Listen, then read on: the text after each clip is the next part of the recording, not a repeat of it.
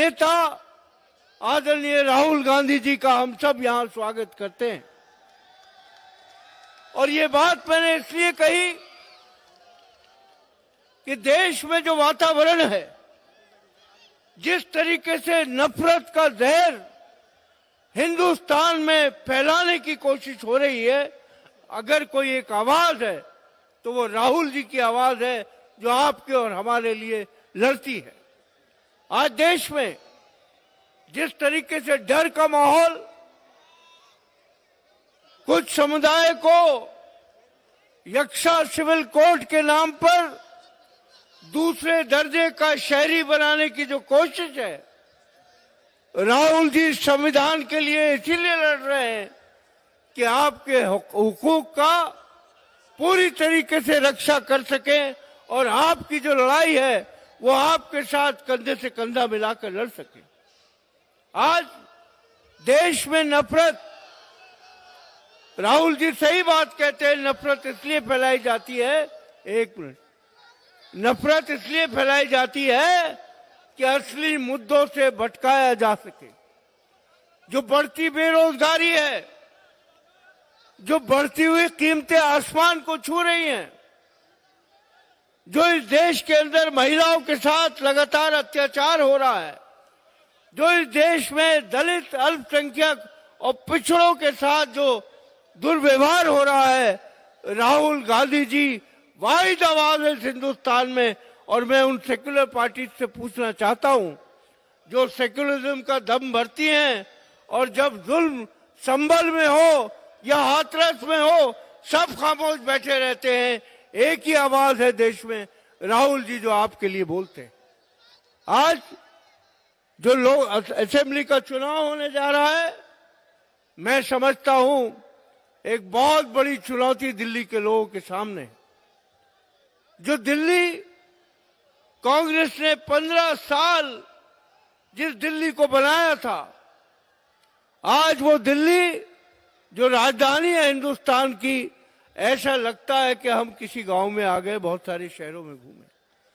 पुरानी दिल्ली, पुराना शहर एक ऐतिहासिक शहर है। यहाँ की सभ्यता, यहाँ की तहजीब, यहाँ के लोग एक मिसाल है पूरे हिंदुस्तान के लिए कि कैसे हिंदू, मुस्लिम, सिख, ईसाई, दलित, पिछड़े सब यहाँ एक साथ मिलकर रहते हैं। ये वो सरजमीन है जहां पर मौलाना अबुल कलाम आजाद, महात्मा गांधी, पंडित जवाहरलाल नेहरू जी इसी बल्ली महारान की गली, कासम जान की गलियों में कांग्रेस वर्किंग कमेटी की इजलास करते थे, आवाज अंग्रेजों के खिलाफ लड़ते थे। आज राहुल जी उसी ऐतिहासिक जगह पर यहाँ आए हैं आप लोगों को संबोधन करने के लिए। मुझे पूरी उम्मीद है कि आप लोग पूरी ताकत बनके इतनी ताकत लगा दें कि नफरत फैलाने वालों की हालत बुरी हो जाए और राहुल जी के हाथ को हम मजबूत करें। आखिर में जो मौजूदा माहौल है, चाहे भारतीय जनता पार्टी हो या अरविंद केजरीवाल हो, जो दिल्ली का हाल है, जिस तरह नफरत का बाजार गर्म है, मैं एक शेर भारतीय जनता पार्टी और अरविंद केजरीवाल को कहकर अपनी बात खत्म करूंगा। दामन पे कोई दाग, दामन पे कोई दाग, न खंजर पे कोई बूंद। दामन पे कोई दाग, न खंजर पे कोई बूंद। तुम कत्ल करो हो कि करामात करो हो। बहुत बहुत शुक्रिया। जय हिंद।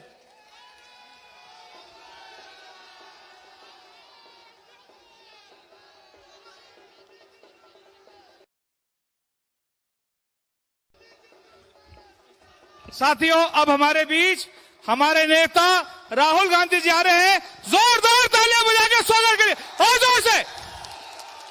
राहुल गांधी।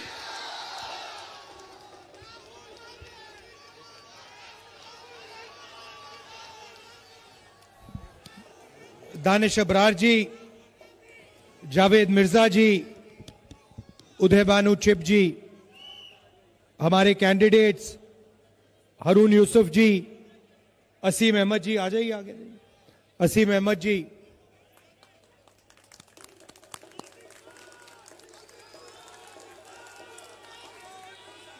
स्टेज पे कांग्रेस पार्टी के सीनियर वरिष्ठ नेता, हमारे प्यारे कार्यकर्ता भाई और बहनों, आप सबका यहां बहुत बहुत स्वागत। रात के समय आप यहां मेरी बात सुनने आए, इसके लिए दिल से आपका धन्यवाद करता हूं। नमस्कार। कैसे हैं आप? मूड ठीक है? हिंदुस्तान में दो विचारधाराओं की लड़ाई चल रही है। एक तरफ नफरत, हिंसा, अहंकार, बीजेपी, आरएसएस, और दूसरी तरफ मोहब्बत, एकता, भाईचारा, रिस्पेक्ट, संविधान और कांग्रेस पार्टी। ये आप भूलिए मत, ये विचारधारा की लड़ाई है। हम कहते हैं कि संविधान से हिंदुस्तान चलना चाहिए। संविधान में लिखा है कि हर धर्म की, हर जात की, हर भाषा की रिस्पेक्ट होनी चाहिए, प्रोटेक्शन होनी चाहिए, आदर होना चाहिए। बीजेपी कहते हैं 400 पार और संविधान को हम बदलेंगे। मैं आपको कहना चाहता हूं कि संविधान को कांग्रेस पार्टी कभी नहीं बदलने देगी, क्योंकि ये जो है, इस देश में जो गरीब लोग हैं, किसान हैं, मजदूर हैं, पिछड़ी जात के लोग हैं, माइनॉरिटीज जो हैं, मुसलमान, सिख, क्रिश्चियंस, ये किताब इन सब की रक्षा करता है। और इस किताब के बिना गरीबों के लिए, कमजोर लोगों के लिए हिंदुस्तान में कुछ नहीं बचेगा। और काफी समय से अब नरेंद्र मोदी, मोहन भागवत मिलकर इस संविधान को कमजोर कर रहे हैं। मोहन भागवत ने कुछ दिन पहले बयान दिया कि 1947 15 अगस्त को आजादी नहीं मिली, सच्ची आजादी नरेंद्र मोदी जी के समय मिली। तो साफ खुलकर वो कह रहे हैं कि वो संविधान को नहीं मानते हैं और संविधान को खत्म करना चाहते हैं। भाई और बहनों, आपने ये सब लड़ाई देखी है। मैं आपसे एक सवाल पूछना चाहता हूं। जब भी कमजोर लोगों पर, मुसलमानों पर, दलितों पर आक्रमण होता है, हिंसा होती है, तो वहां पे आपको राहुल गांधी दिखता है, हां या ना? और मैं आपको बताना चाहता हूं, ये हमारी राजनीतिक लड़ाई नहीं है, ये हमारी दिल की लड़ाई है।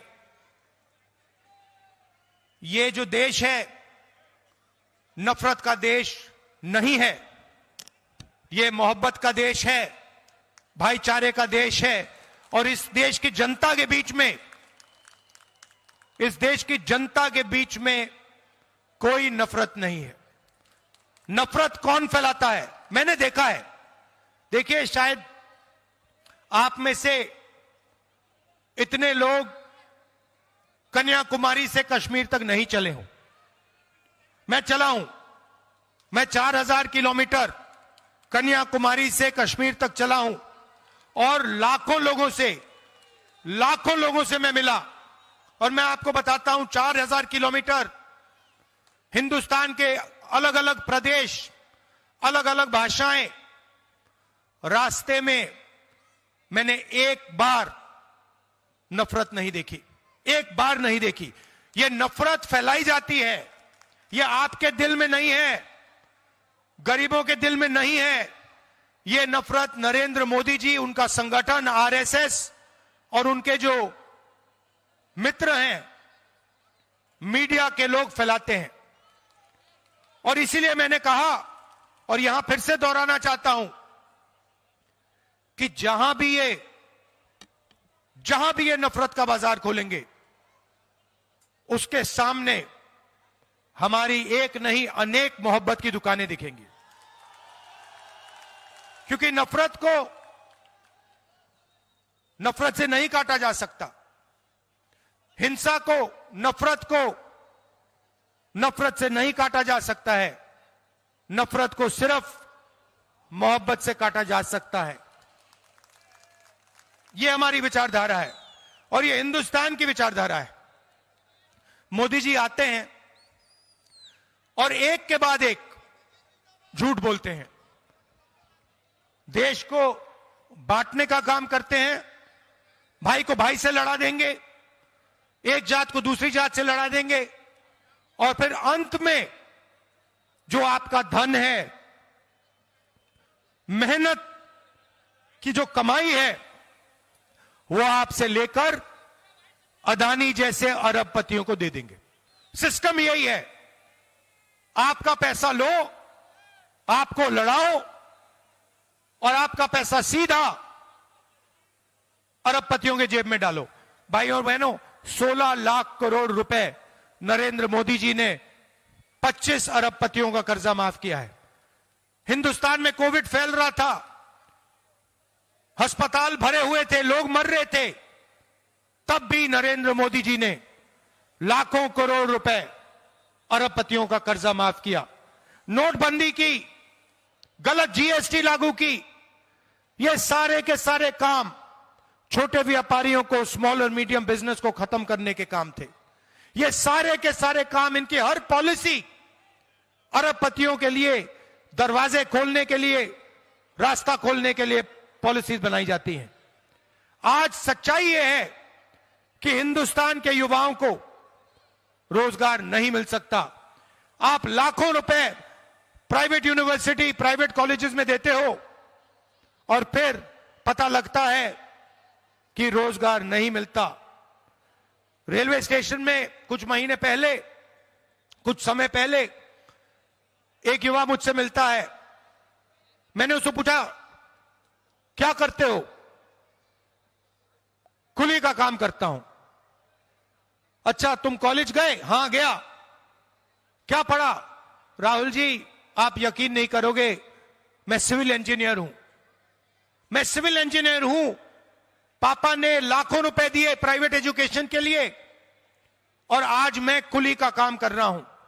लाखों करोड़ों युवा जिन्होंने इंजीनियरिंग की है, मेडिकल किया है, वो आज हिंदुस्तान में मजदूर का काम कर रहे हैं।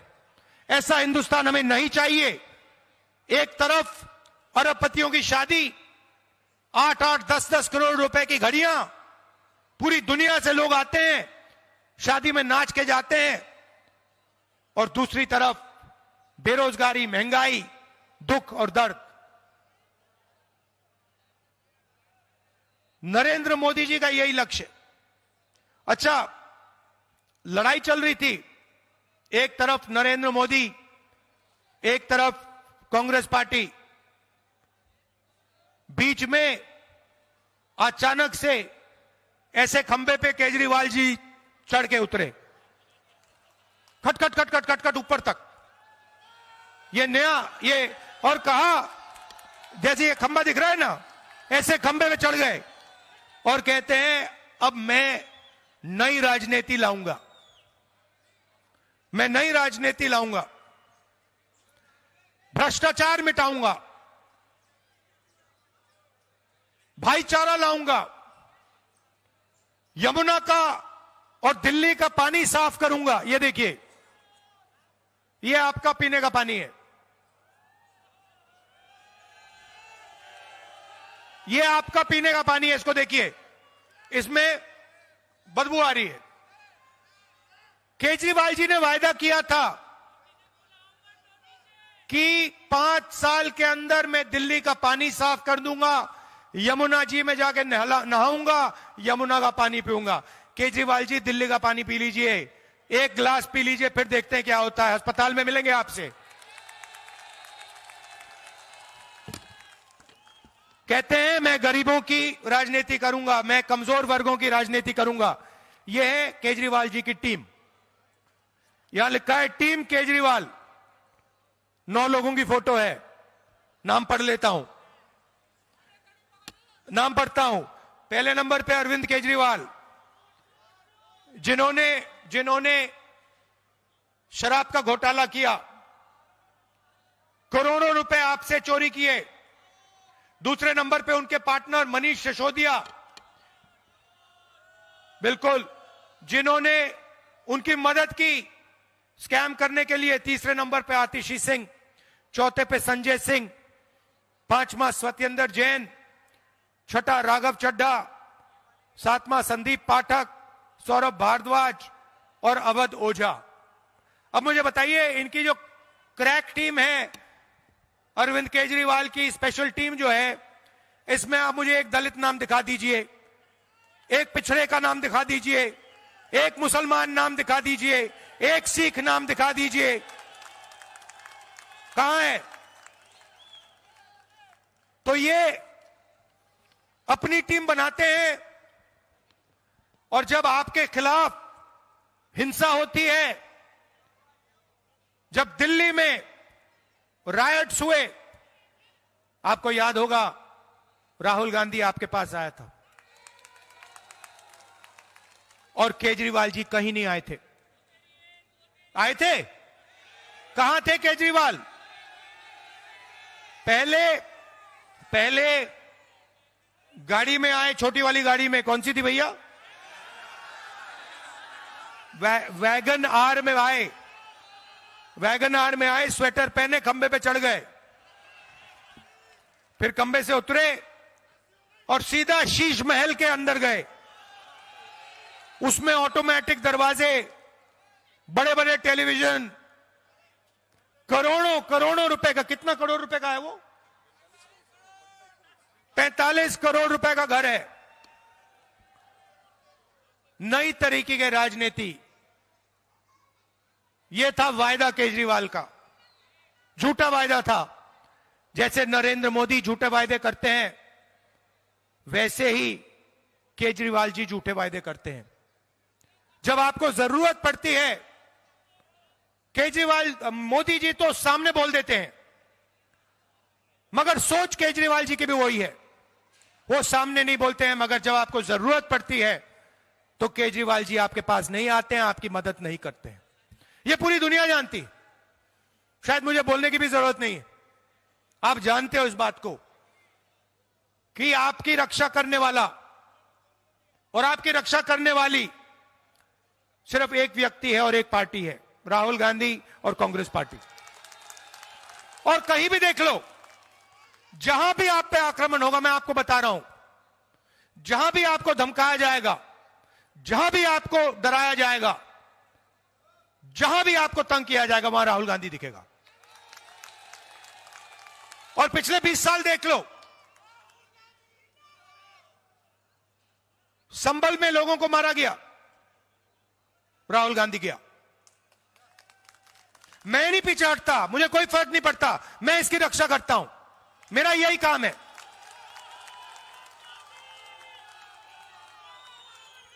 तो ये मैं आपसे कहना चाहता था कि इसमें इस देश में किसी को डर नहीं लगना चाहिए। सब लोगों को सपने देखने का, रोजगार का अधिकार है, प्यार से रहने का अधिकार है, यह संविधान देता है। और ये आपने लड़कर यह संविधान बनाया है, इसीलिए हम इस संविधान की रक्षा करते हैं। गांधी जी ने, अंबेडकर जी ने इसे बनाया, नेहरू जी ने इसे बनाया, आपके साथ मिलकर सालों जेल काटे, पूरी जिंदगी संविधान बनाने में दी। और आज मोहन भगवत जैसा आदमी कहता है कि संविधान का कोई मतलब ही नहीं है। आजादी तो हमें 1947 में नहीं मिली, आजादी तो हमें अभी मिली है। मैं यहां आपसे कहना चाहता हूं, आप भूलिए मत, यह विचारधारा की लड़ाई है और लड़ाई दो पार्टियों के बीच में है। दो पार्टियों के पास हिंदुस्तान में विचारधारा है। एक आरएसएस नफरत से भरी हुई विचारधारा और दूसरी कांग्रेस पार्टी मोहब्बत से भरी हुई विचारधारा। और यह लड़ाई नफरत और मोहब्बत के बीच में है, हिंसा और अहिंसा के बीच में है, असत्य और सत्य के बीच में है और यह सालों से चल रही है। यह पुरानी लड़ाई है इस देश में। आप देखिए, जो भी महापुरुष हैं, बड़े बड़े, सारे के सारे सत्य की लड़ाई लड़े थे। चाहे वो गुरु नानक जी हो, कबीर जी हो, बुद्ध भगवान हो, बसवन्ना जी हो,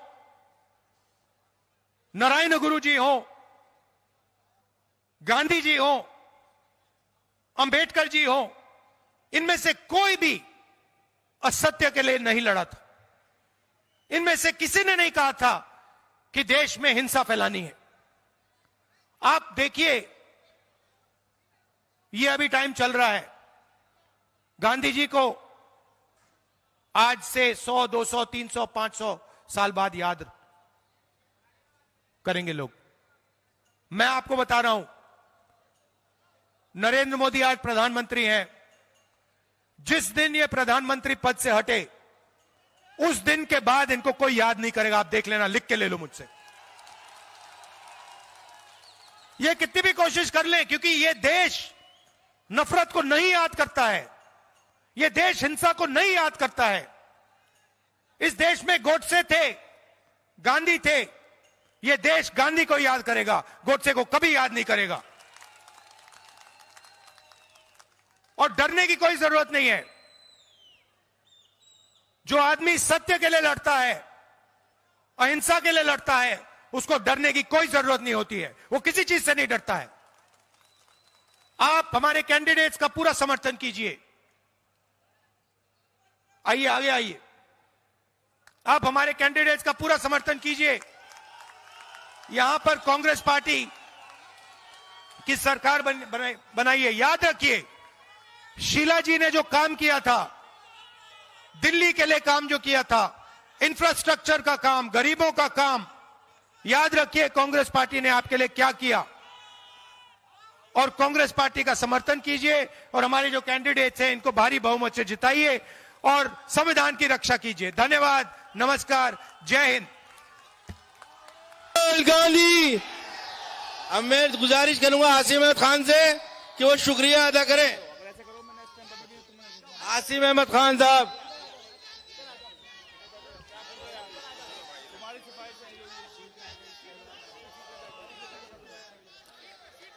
मेरे तमाम भाइयों, वो जोश जो पुरानी दिल्ली का होता है वो आज दिखाई नहीं दे रहा। एक बार जोर से मेरे साथ, राहुल गांधी। नहीं, अभी भी वो जोश नहीं आया पुरानी दिल्ली वाला। राहुल गांधी।